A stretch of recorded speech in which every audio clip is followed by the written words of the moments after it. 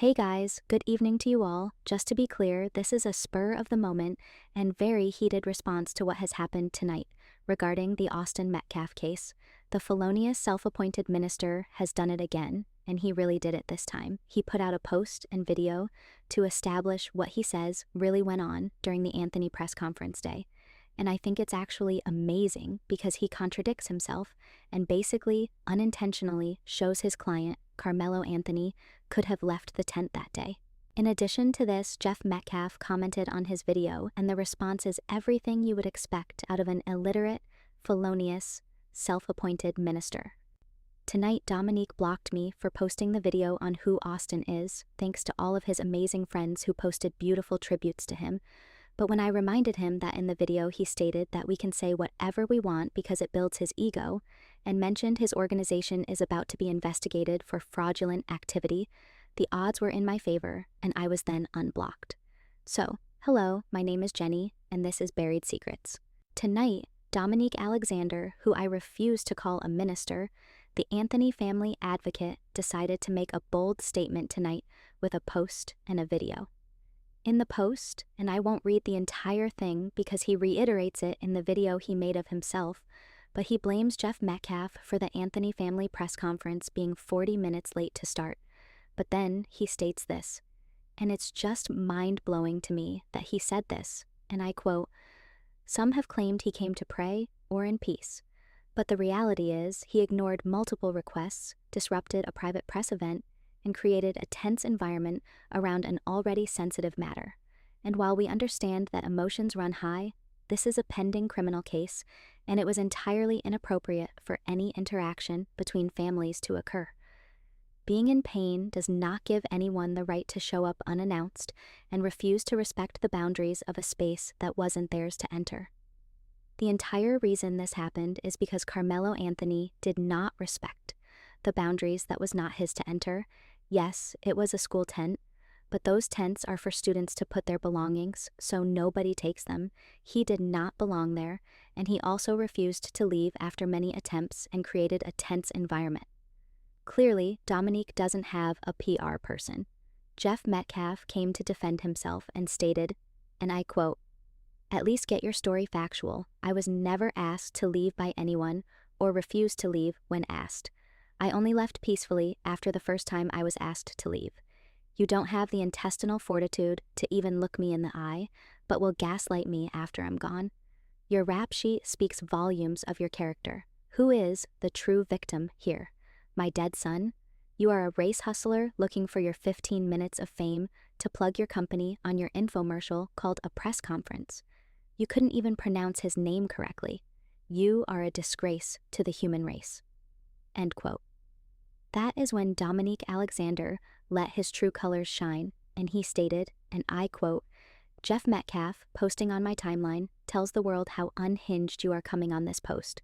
Lying that no one asked you to leave before uniform officers approached you is ridiculous. I want you to remember that this is a facility with several cameras. I hope you seriously will not stick to this lie, dude. I've been working in this field for more than 11 years. You can talk about my rap sheet all you want. No one cares, and I don't care about pronouncing his name, right? That's not important at all." End quote. So let's go back to what he said during his press conference. Next Generation Action Network from the beginning has respected the loss of life.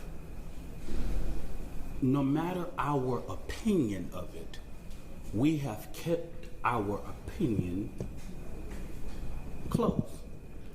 We have not attacked. We have not shared the information that was shared with us about Austin Metcalf because we respect the dignity of life and loss. And as a minister, I would not attack a grieving family, even if I disagree with them. They respect the dignity of life so much that they just don't give a shit about what the name of the victim is because that's not important. That's all he had to say. He could have and should have left the building. But he didn't. Jeff Metcalf stated that Dominique can't speak the truth. And again, Dominique says, Dude, I don't know where your sense of entitlement comes from, but just keep on posting. Let the world see how unhinged you are. With this post, he also made a video. To take this moment to be able to educate people on what went on during our press conference that we held here in our office for the Anthony family. About 11 a.m. was where the press conference was actually supposed to start, right? About 10 a.m., because of the threats that we were receiving, not only against the Anthony family's life, my life, the threats we were getting towards the organization, Dallas Police Department were placed outside of the facility about 10 a.m. That was even before any press got here, anybody got here, even our own security staff even got here. There were 2 plainclothes intelligence officers from DPD placed inside of the building. When Jeffrey Metcalf walked through the building, he walked past 2 plainclothes DPD officers. We didn't call the police on him. They were already here. We heard so many different gossip bloggers, YouTube, TikTok, Fox News, all of these people talking about, how could you be insensitive to the father? How could you tell him to leave? He's a victim. He's this, he's that. It actually bothers me that he does not seem to understand that had Jeff Metcalf being escorted out been the end of it, and they went about their make the Anthony family victims and plug my fraudulent organization as much as possible press conference, I think it would have been better received. Instead, he took the time to insult the dad, who just lost his son, and insinuated he had damaging information on Austin so that he could paint his clients as the victims. What you're missing, this press conference was not organized by him. This press conference wasn't about him. This press conference didn't invite him. It's a private facility. And yet, at the end of the day, it's a criminal case, y'all. It's literally inappropriate, not only ethically, but it's inappropriate for that family to interact. And we don't know what we don't know. And at the end of the day, I have to ensure that the safety of all of the parties are intact. Just someone showing up at our press conference, we can't just have that. We don't know what it is. But this whole notion that we just went after him and attacked him and just had this vendetta against this father who has lost his child. Look, I've lost a child. I'm 1 year later after burying my own son. I understand that pain, right? But here's the thing. We didn't even know who he was. That's the crazy part. All of these gossip bloggers and different people rush to do videos and do this. And I really don't care about what no one says about me. I really don't. I don't care about the racist pricks who want to say things about Dominique and say something about my past. I really, quite frankly, don't. If you personally know me, you know your attacks towards me only do one thing: boost my ego, right? The reality is I really, quite frankly, don't give a damn, right? So I just want you to truly understand that. So you attacking my posts, you saying my name, you tagging me, you doing all this, that's really not going to help your cause, because I'm tried, tested, and proven, y'all. I've been doing this over 10 years.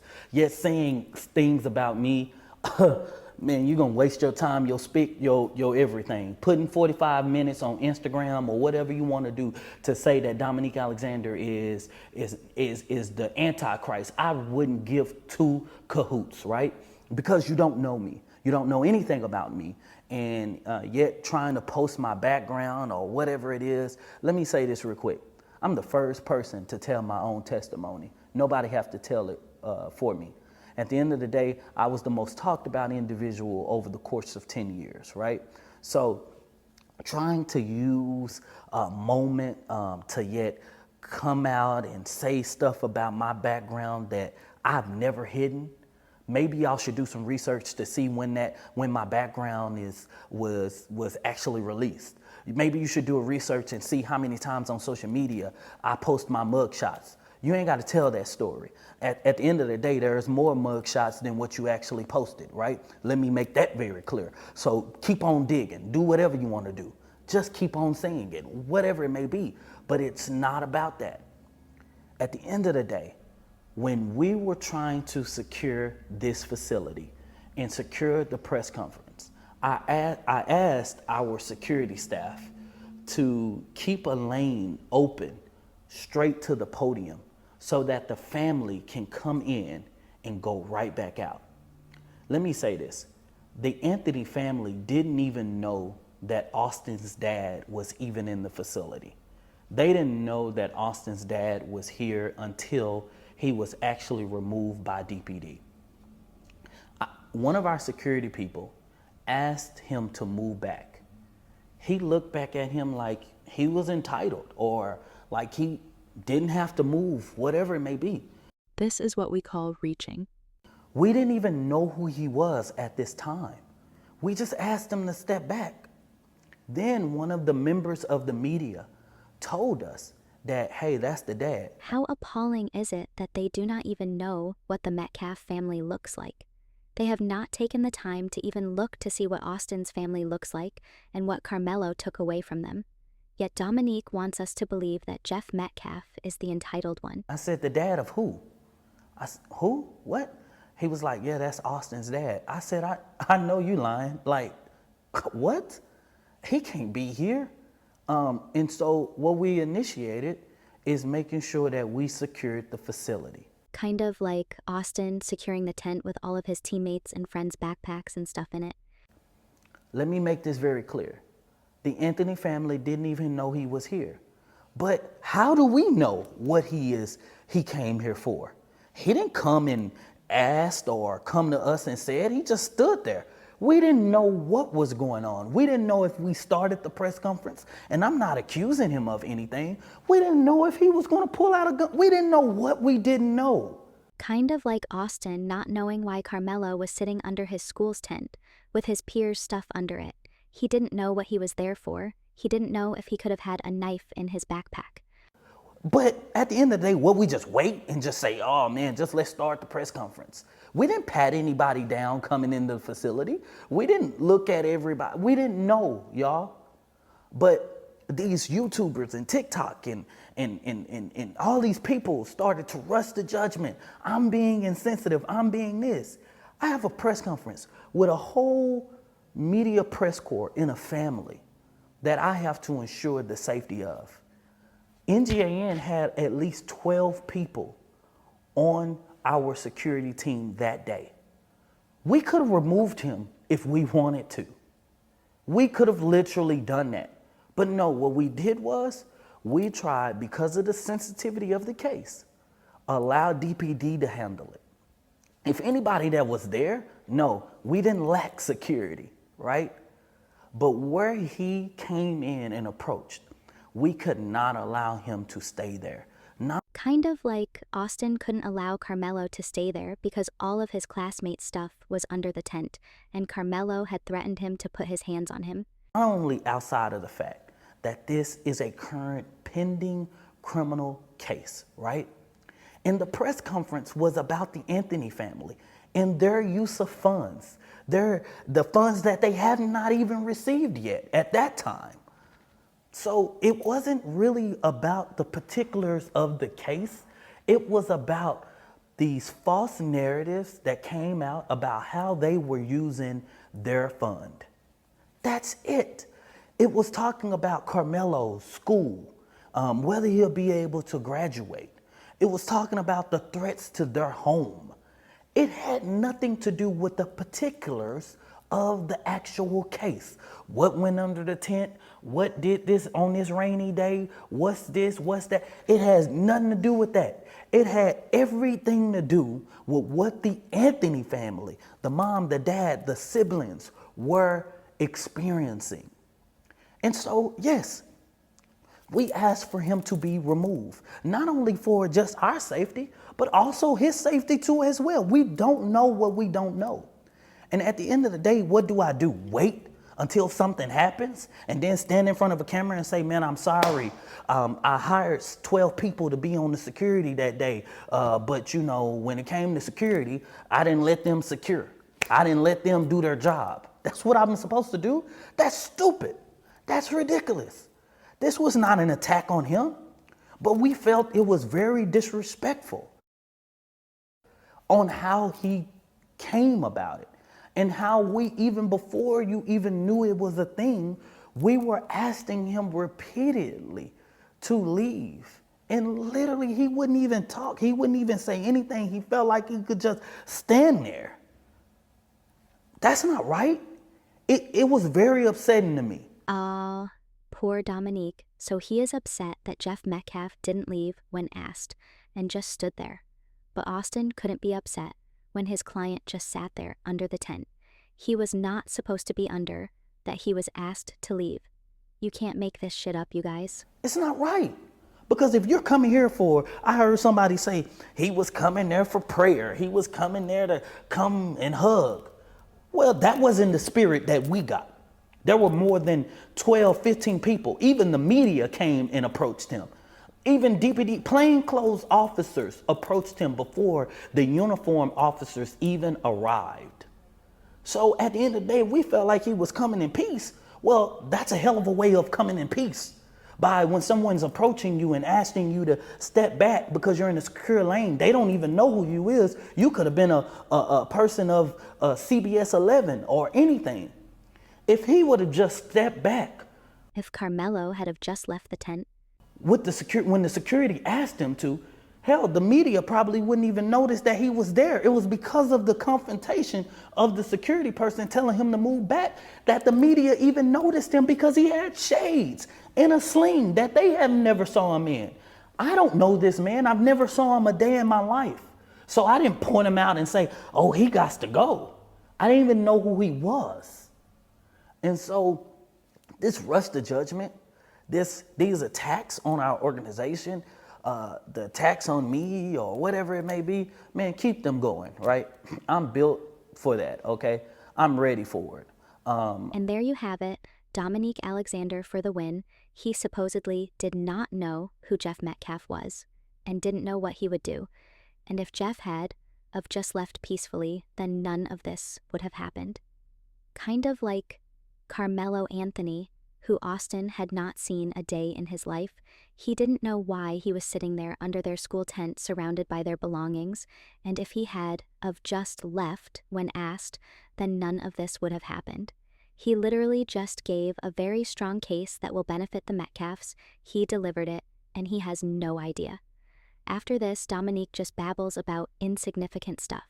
The baby-beating, self-appointed felonious minister just gave a very strong case on Austin's behalf. I want to remind people that Jeff Metcalf has offered forgiveness, grace, and understanding throughout this, and to insinuate anything different is just a smoke show to stay relevant.